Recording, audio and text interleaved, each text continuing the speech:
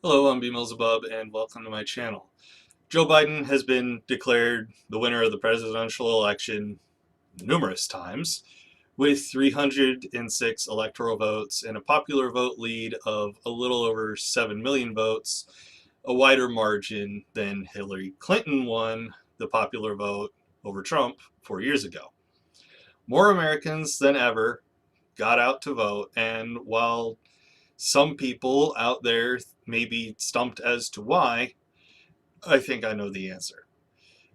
As much as many people did not and do not like Joe Biden, it's because he's nowhere near as bad as Trump. So people got out and voted for the lesser of two evils. But that's not what this video is about. This video is about ways the Democratic Party can excite people on the left who've been alienated in favor of picking up some Republican votes. Votes that typically never seem to be enough to close the gap because polarization is a thing and not a whole lot of Republicans, even in this election, flipped over to vote for Biden. And comparatively to other elections, a lot of Republicans did flip. But it's not enough. It'll never be enough. And the Democrats are abandoning a base that could give them a lead in this country for once. Let's get into it. And if you ask me, our days are numbered, falling one by one. It seems to me somewhere we blunder with by faith and trust. For the past 5 years now, I've felt let down by the Democrats, and I'm not even actually a member of the party. But it's the major party that most closely represents my views, and even then, they do a pretty bad job most of the time. Once upon a time, I was a Republican, and for the 2016 election, I was looking forward to the Republican field. But then Trump happened. I was basically sent screaming from the grand old party with my hair on fire because I could not associate myself with him, let alone vote for him. But the furthest to the right any Democrat was Hillary Clinton, and because of my time as a Republican, I found her distasteful at best. As a lefty now, I still find her quite distasteful because she's basically a pro-choice version of the 1980s Republican. So I started looking to the left for the next best thing. I figured maybe if the Democrats can swing further left, it'll bring the Republican Party back to sanity and move them a little closer to the middle of the Overton window. And I found Bernie Sanders. About as left-wing as you're going to get in the Democratic field, and initially I was planning on voting for him as a way to drag everyone to the left and wake the Republican Party up from their sure-to-happen Trump hangover. But then something happened. I started listening to what Bernie had to say. I started researching his claims, and to my initial disbelief, found them to be quite accurate. After that point, Bernie became the only political candidate I ever actually supported and got excited for. And let's be honest with each other, voting for someone isn't necessarily support. I'm sure some of you are wondering what this little personal history has to do with literally anything that could excite the left and bring them back into the fold of the Democratic Party. This is 100% where my insight into what could excite the left comes from, so I promise it's relevant. If the Democratic Party wants to excite lefties, which they haven't at all been doing, by choosing candidates like Hillary Clinton and Joe Biden, is to start listening to what young people want without dismissing them out of hand. And I'm sort of including myself as an older millennial in this because I and older millennials like myself are being left out of the discussion by mainstream Democrats. We want crazy pie-in-the-sky things like a reasonable tax rate on the wealthy and the corporations they run, instead of them paying nothing for years like General Electric and Trump have. We want our government to actually work for us, giving us real, tangible services like Medicare for all and a good social safety net, including relief funds when something like COVID-19 hits and devastates the economy, causing poorer people to suffer the most. We want an end to unnecessary wars, which only alienate our global allies and create new enemies. These things seem unattainable to the Democratic establishment, but they can't really say they've tried. And all those things I mentioned us wanting are made possible by taxing the rich and corporations, except for ending unnecessary wars. That one's actually going to save us blood and treasure all by itself. Hell, I'm sure some younger people out there would be happy with just not being ignored by the Democratic Party anymore. To have their grievances heard and understood and given a we'll get people on it to see how it can be possible would be so meaningful to a lot of people. But instead of going after millions of people to the left of the mainstream Democratic Party and getting them excited for a candidate, they try to go for the more moderate Republicans to get them on the team, which leads the Democratic Party further to the right politically. That, I think, would probably be the biggest thing the Democratic Party could do to excite the young and disenfranchised voters alike. Another thing they could do is an act of contrition and say, we're sorry for leaving you out in the cold so long.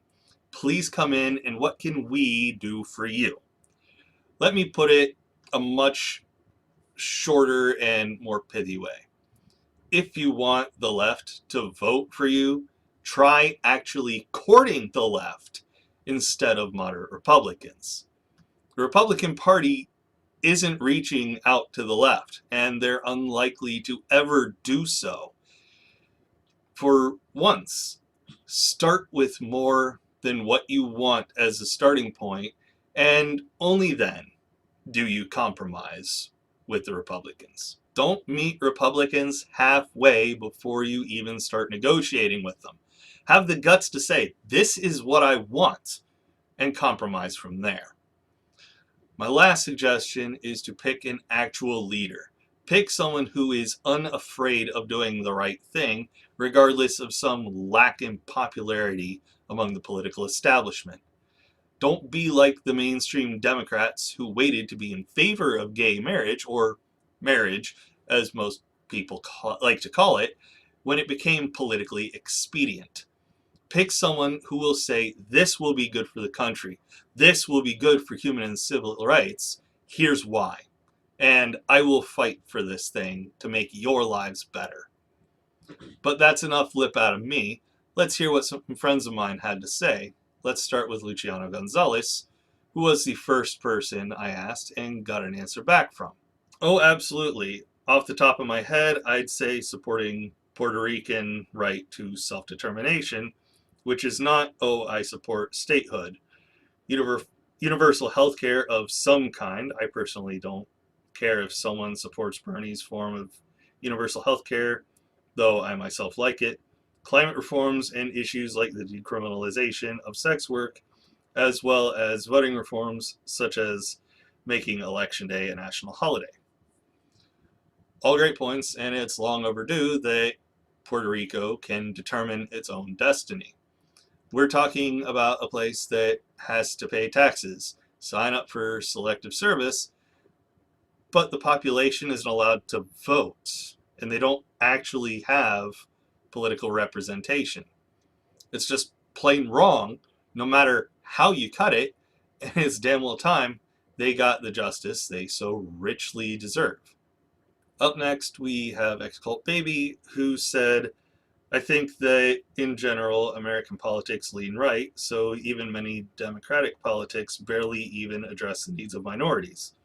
That being said, there has been a much bigger pushback from further left lately. Candidates like Bernie Sanders and Elizabeth Warren, even being in the running for president as long as they were, is progress. And the fact that so many people backed them will have influence Democratic candidates. So I guess to answer your question, I feel like my voice and the voice of others like me has certainly been ignored in the past, but we are getting louder and harder to ignore. Policies fighting for clean energy, minority rights, and equity, and treating healthcare as a universal human right are all policies that get me interested and excited about a candidate. That's exactly right. I saw a meme a while ago comparing the Democrats to the Republicans on police brutality, where black people asked for police reform and the Republicans just said no, while the Democrats also said no, but followed up the end of their tweet with hashtag BLM. They're also right about their voice, and voices like theirs getting louder and harder to ignore, and it's about damn time they've been able to start breaking through. It's really not like they've been quiet about it this whole time. It's just that it's easier for them to be heard now, thankfully. And I agree with everything they've had to say. Up next, we've got Felicia Entwine of the Utah Outcasts, who at first left off at actual left policies, and when I asked for more specifics, said those are steps, Medicare for all, definitely, but universal basic income, UBI, strong support for developing worker-owned co-op, defunding police, mass prison closure, free college education, massive cuts to the military, mass infrastructure, huge investments into energy alternatives, and aggressively dismantling fossil fuel companies. 100% housing, 100% food, taking all the hoarded wealth from the wealthy, and I mean all of it, uh, for but enough for comfortable living, community gardens everywhere, frankly dismantling the power structures that exist, and empowering people. Uh, I'm a radical, but we're looking for a dire future, reparations for Black and Indigenous, return land to control by Indigenous from standing broken treaties. Yes, I mean literally handled control over. Again, I'm in agreement. Some of what she said may seem kind of extreme even to me, but America likes to proclaim that it's the wealthiest nation on earth, so why not actually take responsibility for its citizens? And as for returning land and control to indigenous peoples, that's another injustice that's long overdue for correcting. Absolutely, I agree with that, and we need to fight to be sure it happens. Up next is Hassan JF, who said, every candidate is going to have their issues, so I sometimes try not to push a purity test, but I try not to have low standards either. I did want Bernie to be the nominee, and I was excited about him during the primaries. If someone like an AOC or a Nina Turner or any similar candidate in the future, I would be excited about it. Like I said, some people's standards aren't going to be sky high, and there's nothing wrong with not doing a purity test because no one's going to match up with your ideology 100%, and expecting that to be the case will only lead you to disappointment. So sometimes you have to go with the next best thing. And last but not least, we have Skeptic She, who had this to say. I just think more progressive policies in general, especially on climate change and Black, Indigenous, people of color, BIPOC, and queer rights. Biden's agenda for the first 100 days looks pretty great. Sure, I think the most important thing is that the left unifies and becomes as assertive, hell aggressive as the right when it comes to pushing through policies. Too often they've been wishy-washy and bent to the will of the right. I agree overall, but I don't think I could qualify the Democratic Party as being part of the left, just left of the Republican Party. But I can certainly agree that they need to get aggressive in pushing for policy. No more of this, please, sir, I'd like some more Oliver Twist crap. The fact is that the majority of the country is more liberal, and those who would call themselves our leaders should reflect that. Buck up and act like they represent the majority of the country, because they do. That's all from me and my many friends. I'm grateful to for helping me with this video. Links to their channels, those who have one, can be found in the description down below. I want to hear from you. What would get you excited for a Democratic candidate in the 2024 presidential election cycle? Be sure to leave what you've got in the description below. If you enjoyed the video or it gave you some ideas about what could excite you in a candidate, please leave it a like. Subscribe to my channel and the channels of my wonderful friends if you haven't already, and click the notification bell to get notified whenever I upload a new video. If you feel so inclined to help me and the channel out, consider supporting me on Patreon, where $5 tier members get 2-day early access to videos before I post them publicly.